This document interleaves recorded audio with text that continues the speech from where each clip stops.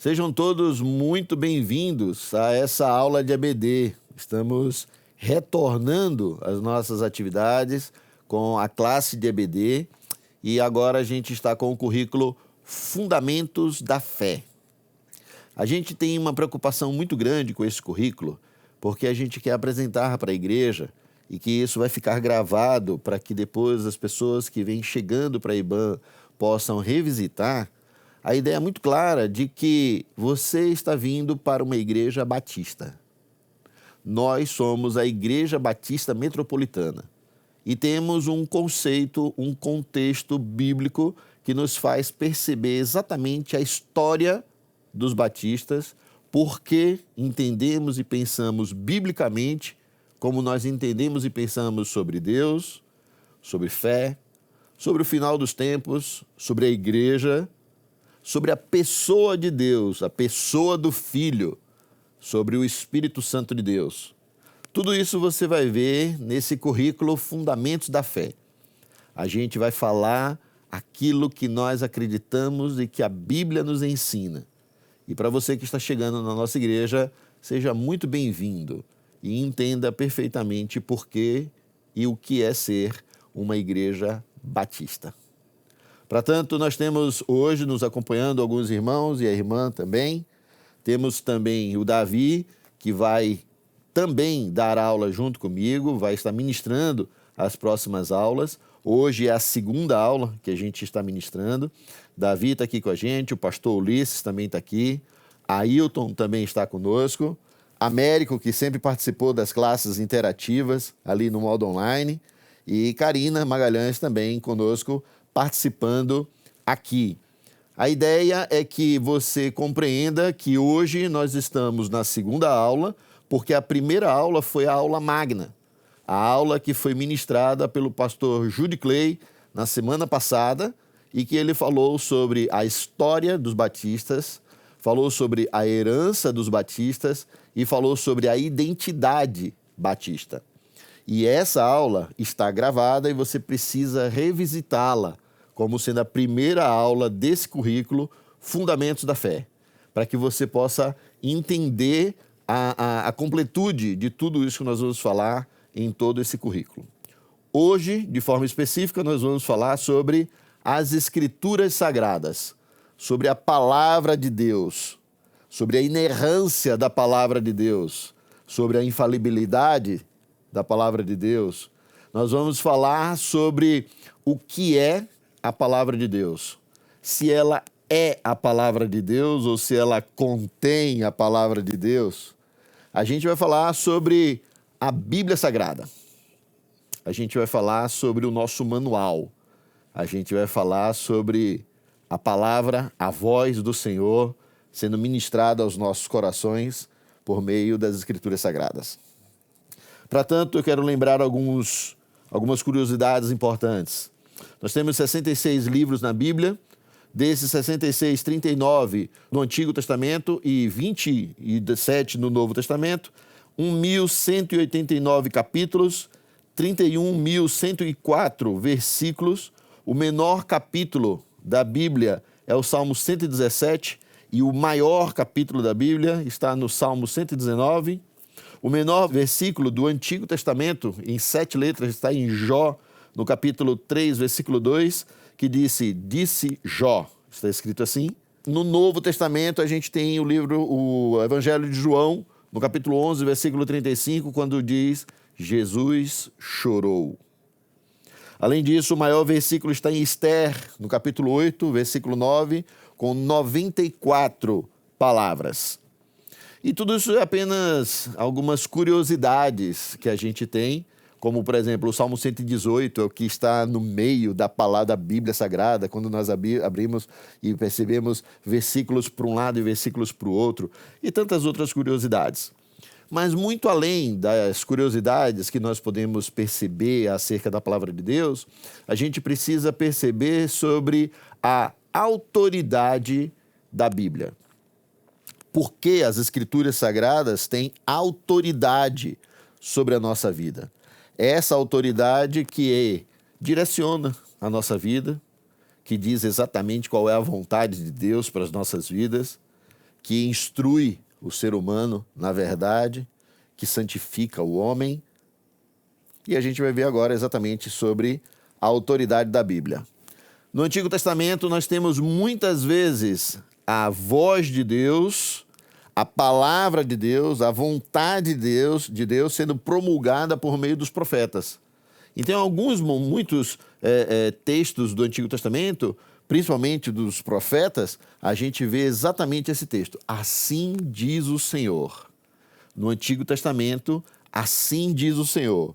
Se for no tempo de hoje, a gente vai dizer, assim disse, falou, está dito o Senhor. Porque tudo o que ele tinha para dizer já está escrito na palavra dele.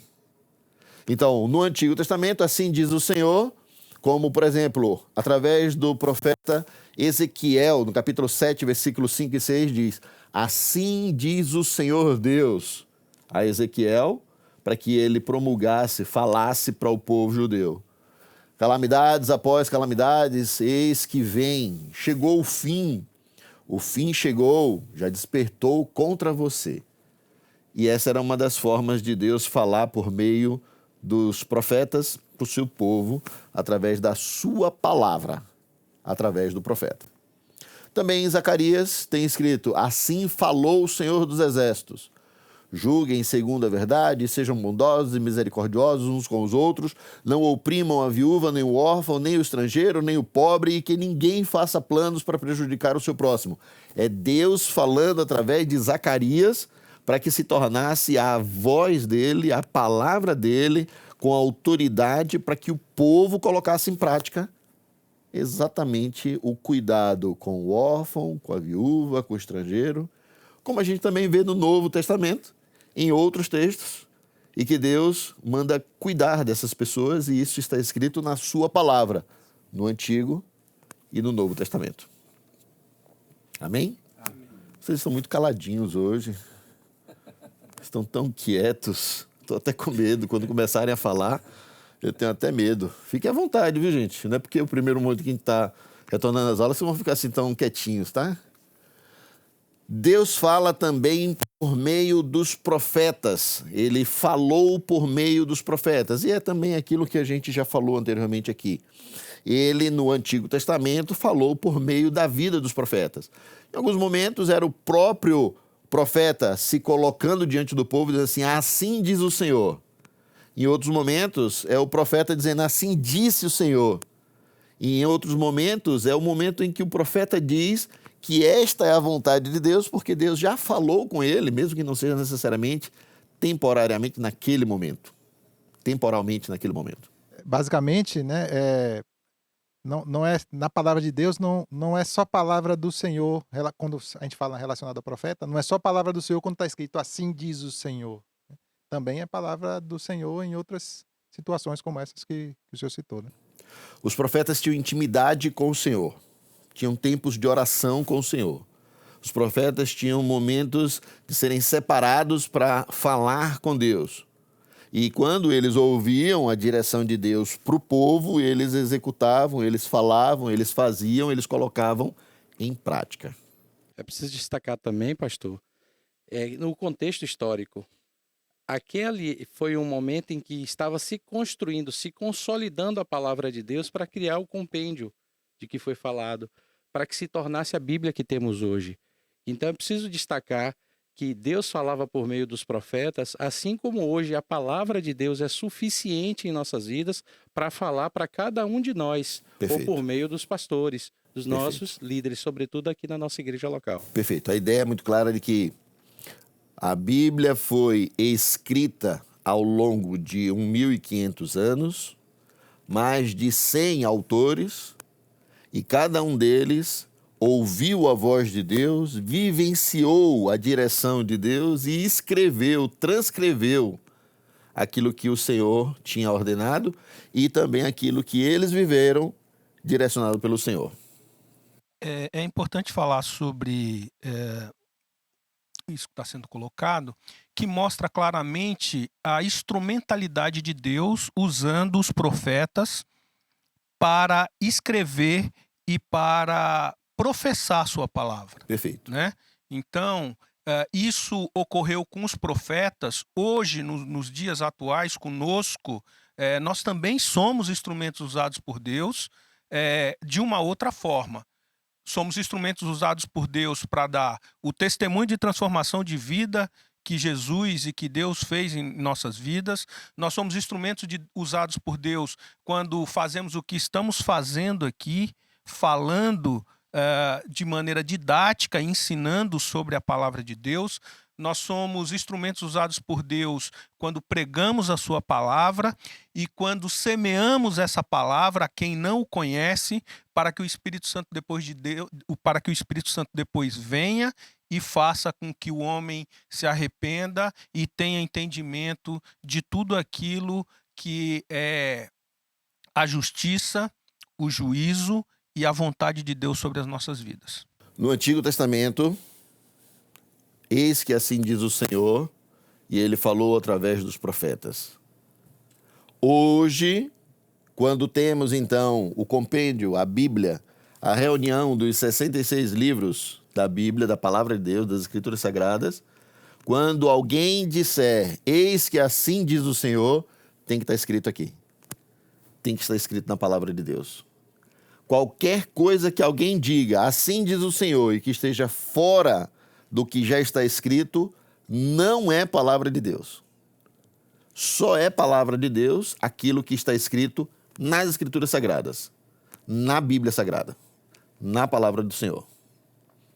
Deus falou e fala por meio dos profetas, e aí está lá no texto de Jeremias, quando depois o Senhor estendeu a mão e tocou na minha boca, e o Senhor me disse, eis que ponho as minhas palavras na sua boca.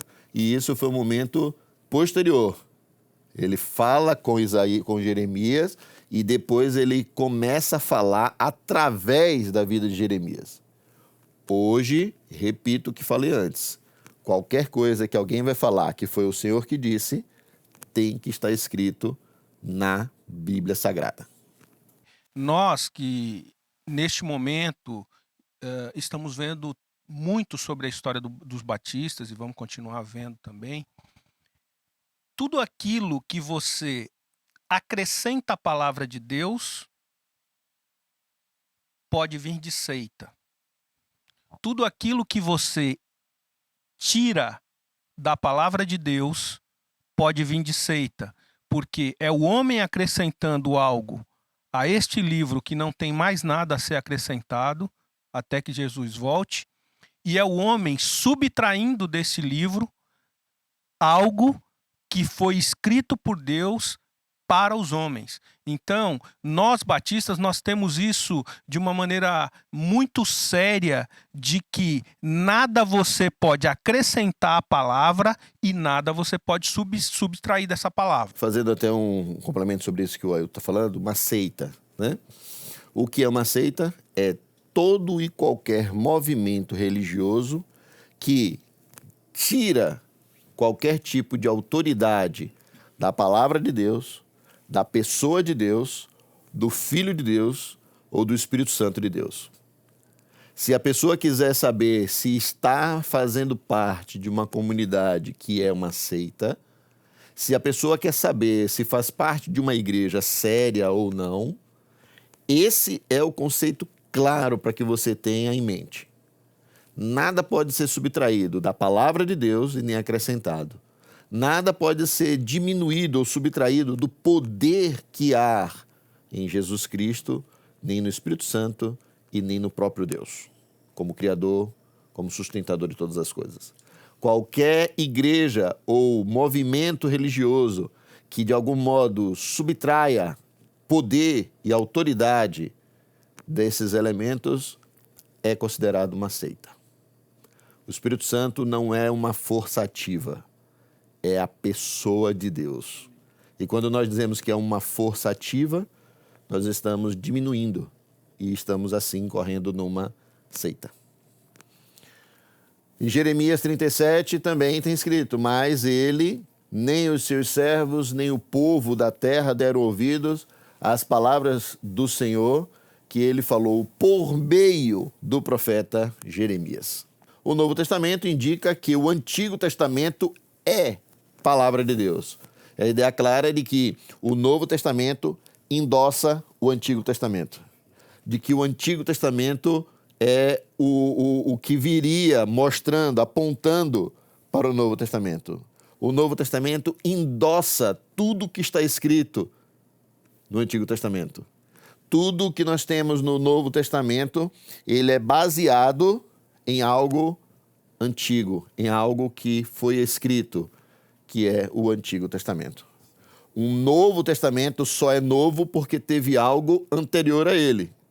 E o Novo Testamento endossa o Antigo Testamento. Então, é por isso que a gente encontra muitas vezes textos, versículos, capítulos, palavras, frases no Novo Testamento que são reforço daquilo que a gente já viu escrito no Antigo Testamento. Como, por exemplo, o texto de 2 Timóteo, no capítulo 3, versículos 14 a 17, que diz: quanto a você, permaneça naquilo que aprendeu, Timóteo, e em que acredita firmemente, sabendo de quem você o aprendeu, dos seus pais, desde a infância, do que está lá no Antigo Testamento, lá na sua infância. Você conhece as sagradas letras, que podem torná-lo sábio para a salvação pela fé em Cristo Jesus. Toda a Escritura, Novo e Antigo Testamento, é inspirada por Deus e útil para o ensino, para a repreensão, para a correção, para a educação na justiça, a fim de que o servo de Deus, o homem de Deus, seja perfeito e perfeitamente habilitado para toda boa obra. E é importante te lembrar que a palavra escritura, que está como no grego como sendo grafí, e uma coisa importante que a gente precisa lembrar, a Bíblia Sagrada, dividida nos seus 66 livros, 39 do Antigo Testamento e 27 do Novo Testamento, os 39 do Antigo Testamento foram escritos em hebraico. Os 27 do Novo Testamento foram escritos no grego. E aí a palavra escritura, que vem do grafí, é a ideia de grafia, de escrita, tanto do que está escrito quanto do que já foi escrito no Antigo Testamento. Apenas 2 livros do Antigo Testamento têm escrita em aramaico. Sim. Que aí é o livro de Esdras Uhum. e é o livro de Daniel. E é importante essas passagens que o senhor leu aí de 2 Timóteo, que mostra claramente que é a Bíblia testificando a própria Bíblia. Exatamente. É o Novo Testamento testificando o Antigo Testamento, é o Antigo Testamento testificando o Novo Testamento. Perfeito. E uma prova clara disso é quando Jesus é tentado, quando ele é tentado no deserto, as 3 vezes que Jesus responde a Satanás, ele responde com textos bíblicos, Exatamente. testificando o Antigo Testamento, porque é a palavra de Deus. Perfeito. O Novo Testamento indica-se também como sendo palavra de Deus. E aí a gente tem o texto de 1 Timóteo, no capítulo 5, versículo 18, que diz: pois a Escritura, o Novo Testamento, o Antigo Testamento, declara: não amordace o boi quando ele pisa o trigo, e ainda o trabalhador é digno do seu salário. E aqui vem a ideia clara de Escritura, de novo agora como grafé, e que logo depois, não amordace o boi quando ele pisa no trigo, que está escrito no Antigo Testamento, lá em Deuteronômio. Porém, o texto de o trabalhador é digno do seu salário está escrito em Lucas 10:7. Então, o texto de 1 Timóteo 5:18 traz o endosso de frases que estão descritas no Antigo Testamento e frases que estão descritas no Novo Testamento, fazendo com que a palavra de Deus, no Antigo e no Novo, a Bíblia Sagrada, as Escrituras Sagradas, seja uma só. E a ideia, pastor, da palavra, né, que a gente está vendo ali no original, é justamente que ela é usada tanto para fazer essa menção para o antigo quanto para o novo, né? Não há uma diferenciação assim de, quando usa para o novo é uma palavra, quando usa para o antigo é outra palavra, então não é a mesma coisa. Não, é a mesma palavra que é usada tanto para um quanto para outro. Perfeito. Ainda assim, também lá em 2 Pedro, no capítulo 3, versículo 15 e 16, diz: E considerem a longanimidade do nosso Senhor como oportunidade de salvação, como também o nosso amado irmão Paulo escreveu a vocês, segundo a sabedoria que lhe foi dada, ao falar a respeito destes assuntos, como, de fato, costuma fazer em todas as suas cartas. Nelas, há certas coisas difíceis de entender, que aqueles que não têm instrução e são instáveis deturparão, como também deturparão as demais escrituras para a própria destruição deles. É Pedro endossando a ideia de que o que Paulo escreveu é palavra de Deus. É Pedro dizendo o que Pedro escreveu, o que Paulo escreveu é parte das escrituras sagradas. É a voz de Deus também. É a palavra do Senhor também sendo ministrada. Observe, pastor, um detalhe fundamental nessa passagem. A instrução. E esse é um cuidado que nossa igreja local tem, como um dos 4 pilares de fé, e que é o que nós estamos fazendo aqui, né? A instrução por meio da escola bíblica dominical. Porque é por meio da instrução que não há deturpação, que não há também a própria destruição da pessoa. Porque quando há um entendimento que seja diverso ao que está escrito na palavra de Deus, ou equivocado de alguma forma, para atender os próprios interesses de um movimento religioso qualquer, isso, de certa forma, traz a destruição da pessoa, traz a destruição daquele grupo e traz a destruição da própria sociedade. Então, é importante estar sempre fundamentado nesses pilares. Eu sempre tenho dito, à medida que eu posso, a importância não só do culto público, de eu estar na igreja só no domingo ou na quinta-feira, mas participar de um pequeno grupo, que também é um pilar de fé. Quais são os 4 pilares daí? É isso aí. Quais são? Vou estar chegando. É o culto público, é o fato de eu estar aqui na escola bíblica dominical para fortalecer o meu entendimento na fé cristã, me firmar na fé cristã, é participar de um pequeno grupo para poder me sentir pertencido em comunhão com uma igreja e poder servir.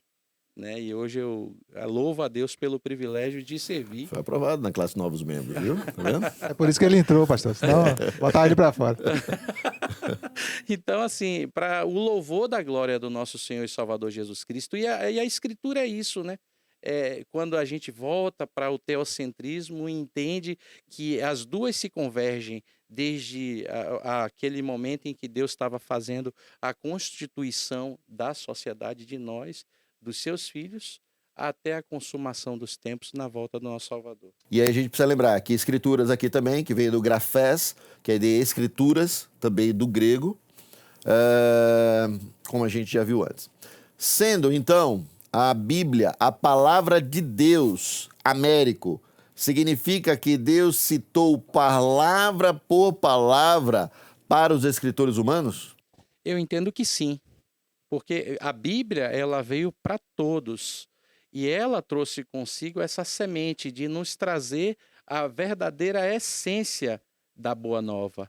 E aí, Davi, foi palavra por palavra? Como é que é? Essa pergunta ela é uma pegadinha ali, né, de interpretação, porque está ali dizendo palavra por palavra. Então, a ideia ali é que Deus chegou no ouvido dos escritores e ficou dizendo, olha, escreva aí, assim diz o Senhor, né? E não é isso, né? Deus usou as pessoas para escrever através da inspiração plenária, que é chamada, né? Inspiração do Espírito Santo. E as pessoas escreveram ali e levaram até uma carga de cultura, né? De escrita Isso. delas. Mas, no fim das contas, tudo que Deus queria revelar e trazer, ele trouxe através da escrita das pessoas, né? Exato. Ou seja, a palavra de Deus, ela é a revelação de Deus para a vida do ser humano. Não necessariamente que ele tenha falado palavra a palavra no ouvido das pessoas para que elas escrevessem, porque alguns receberam isso como uma revelação, como João, que recebeu a revelação do livro de Apocalipse, e ele foi arrebatado no dia de domingo, no dia do Senhor, e ele é como se estivesse sonhando acordado, ou acordado e também dormindo, e vendo tudo aquilo, e depois ele escreveu exatamente como aconteceu. Mas é importante que fique claro de que O livro de Jonas não é sobre Jonas. Não é de Jonas. É o livro em que Deus escreveu a história dele através da vida de Jonas. O livro de João não é sobre João. É sobre como Deus agiu na vida de João. E cada um desses homens, eles escreveram aquilo que eles viveram e que o Espírito Santo revelou a eles. Eu costumo dizer, pastor, que o livro de João, Deus faz isso. O que é a Bíblia, né? O que é o livro de João? O livro de João é Deus falando é a Bíblia falando ao homem com sotaque humano, né? Então, quando a gente vai falar o Evangelho de João, não, é o Evangelho de Deus falando de Jesus através Cristo, da vida de João. falando através da vida de João com sotaque humano. Perfeito. E aí a gente começa a entender que, assim, os termos usados por João não é o mesmo usado por Mateus. E nem por Paulo. E nem por Paulo. Tanto é que o próprio Pedro vai dizer que são palavras difíceis de entender. Exatamente. Por quê? Porque Paulo tinha um era sotaque para sua escrita. E era mais douto, mais letrado do que o próprio Pedro. O próprio Pedro. Exatamente. A inerrância da Bíblia e a veracidade das Escrituras Sagradas. Alguns vão dizer não inerrância, não o termo inerrância. Alguns vão falar infalibilidade da Bíblia. E a ideia da infalibilidade é muito mais, filosoficamente falando, sobre o conceito de quem está lendo, diferente da ideia da inerrância. A inerrância é de que tudo o que está na palavra do Senhor é verdade, aconteceu, vai acontecer. Não se contradiz, não tem um texto que não seja endossado ou que não justifique outro.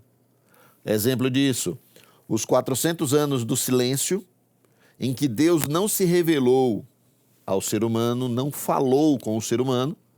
Nesse tempo aconteceram alguns escritos, que hoje nós chamamos de apócrifos, que são livros que foram escritos nesse período dos 400 anos, e que foram livros que não foram inspirados por Deus. E por que eles não foram inspirados por Deus? Porque eles contradizem, em algum momento, parte dos 66 livros que foram canonizados, ou eles entram em contradição com eles mesmos, ou eles não falam sobre a pessoa de Deus ou a pessoa de Jesus Cristo. É óbvio que alguns desses livros apócrifos servem para que a gente possa estudá-los como uma história da humanidade, as coisas que aconteceram ali naquele tempo. Mas isso não quer dizer que foram livros inspirados pelo Espírito Santo e, por isso, então, não foram canonizados e não fazem parte dos 66 livros da Bíblia. A inerrância da Bíblia e a veracidade das Escrituras, a Bíblia é a palavra de Deus e Deus, não mente. É importante a gente reforçar aqui. A Bíblia não contém a palavra de Deus. A Bíblia é a palavra de Deus. Ela não contém, porque dá a ideia de que algo que faz parte, algo que pode não ter feito parte, algo que é e que não é. Não. A Bíblia é a palavra de Deus. Ela é inerrante, infalível. E quando encontramos qualquer tipo de falibilidade, está nos nossos olhos. Qualquer tipo de erro que a gente possa encontrar, está nos nossos olhos, está na nossa leitura, e não do que a Bíblia nos ensina, de capa a capa, de Gênesis a Apocalipse. E ela é imutável. Imutável. Ela não muda. Não muda. Né? Nós temos que tomar muito cuidado porque, às vezes, o jargão no meio do crente diz assim: a palavra de Deus se renova todas as manhãs. Não. É a misericórdia dele. As misericórdias, sim. Esta palavra é imutável. E ainda diz, a própria palavra diz que todas as coisas passarão, mas a minha palavra não passará. Né? Então, há sim a veracidade, a imutabilidade, a inerrância, a infalibilidade das Escrituras Sagradas. Números 23:19 diz que Deus não é homem para que minta e nem filho do homem para que se arrependa ou mude de ideia.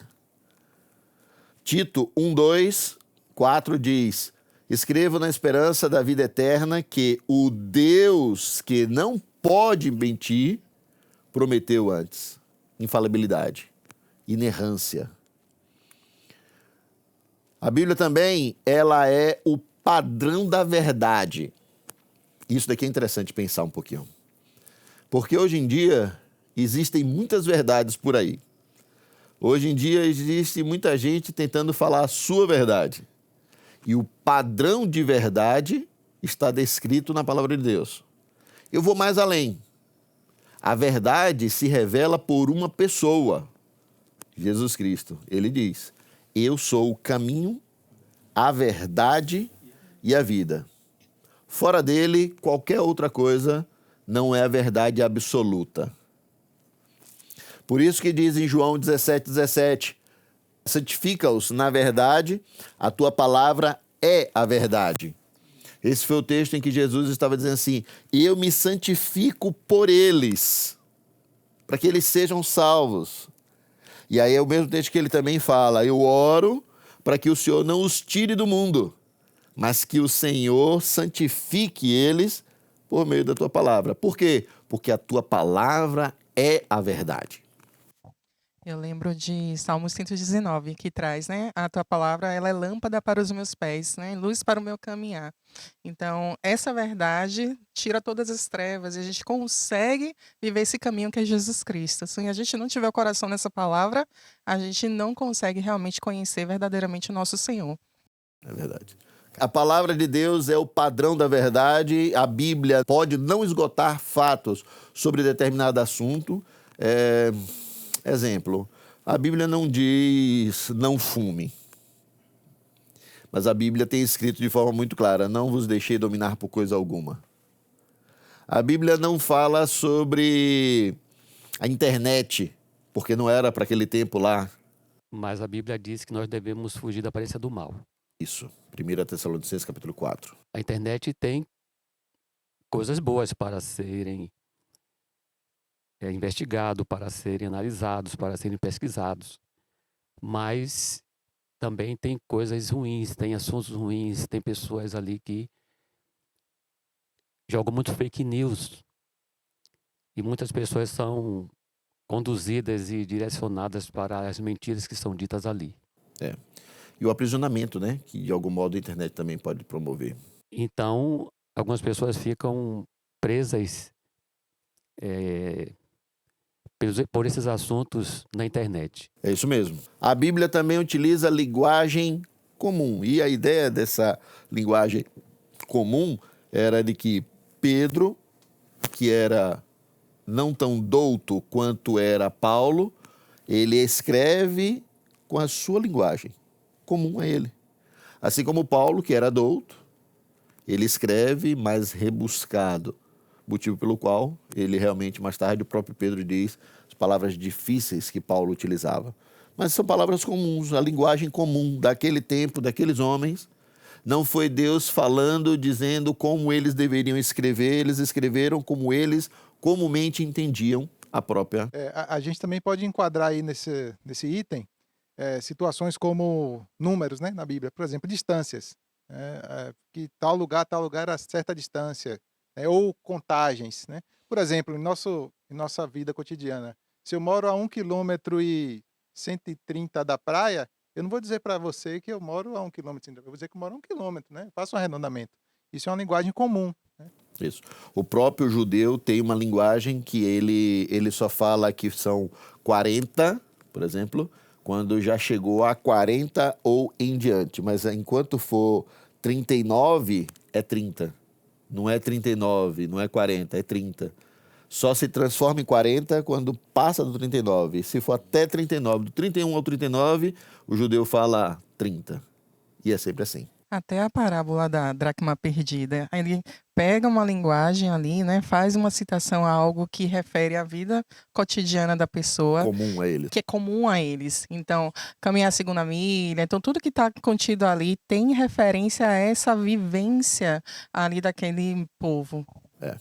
Será que pode surgir um fato novo que torne a Bíblia desacreditada? Não. Não pode surgir um fato novo que torne a Bíblia desacreditada. O que pode acontecer é o que acontece já há muito tempo. Alguns homens não crentes que tentam tirar a credibilidade da Bíblia. Isso pode acontecer. Agora, fora disso, só pela mão humana. Fora disso, não há. Paulo mesmo diz, né? Se um de nós, ou até mesmo um anjo descer do céu e vier proclamar um evangelho diferente desse, considere anátema. A relação dos crentes com a Bíblia. Então, finalizando, chegando ao último slide. Duvidar das Escrituras é duvidar de Deus, e desobedecer a elas, as Escrituras Sagradas, é também desobedecer a Deus. Pastor, só um ponto, né? Quando eu leio isso, me remete muito ao púlpito, por exemplo, né? Quando tem um ministro da palavra ali pregando, é algo muito sério, né? Para quem tanto para ele que está pregando, quanto para quem está ouvindo, sabendo que ele, quando expõe as escrituras, ele está falando a palavra de Deus. E isso é muito sério. É isso mesmo. A Bíblia relata a revelação de Deus. Reendossando o que eu já falei antes, a Bíblia, no livro de Jonas, não é sobre Jonas, é sobre Deus agindo na vida de Jonas. O livro de Neemias não é sobre Neemias, é como Deus agiu na vida de Neemias. O livro de Esther não é o livro de Esther, é o livro de como Deus agiu na vida de Esther. Como Deus escreveu a história de Esther. A Bíblia é indispensável para o conhecimento do Evangelho. Qualquer palavra que diga, endosse ou mencione o Evangelho de Jesus Cristo só vai ser encontrado na Bíblia Sagrada, nas Escrituras. Fora, não é Evangelho. Pode ser historicidade, pode ser qualquer outra coisa, mas Evangelho é na palavra de Deus. E a Bíblia sustenta a vida espiritual. E aí eu gosto muito do texto de João 17:17, que nós já mencionamos aqui, que diz: santifica-os na verdade. A tua palavra é a verdade. É exatamente a palavra do Senhor que nos sustenta. É exatamente a palavra do Senhor que também nos amolda, nos ajusta, nos endireita, nos conserta, nos transforma. É exatamente a palavra de Deus que nos faz perceber qual é a vontade de Deus para o ser humano. É a palavra de Deus que mostra o propósito de Deus para a humanidade, para o mundo, para todo ser humano. É na palavra de Deus que nós vamos encontrar sabedoria, verdade. É na palavra de Deus que nós vamos encontrar a salvação que há em Jesus Cristo. A palavra de Deus tem escrito tudo o que aconteceu. A palavra de Deus também relata coisas que acontecerão. E tudo aquilo que aconteceu e está escrito foi verdade. Portanto, tudo aquilo que está escrito e que vai acontecer também é verdade. Que Deus te abençoe. Até a próxima semana, quando vamos falar sobre a pessoa de Deus. Na academia nós chamamos de teontologia. Aqui nós vamos falar sobre a pessoa de Deus. Que Deus te abençoe e até a próxima semana, querendo Deus.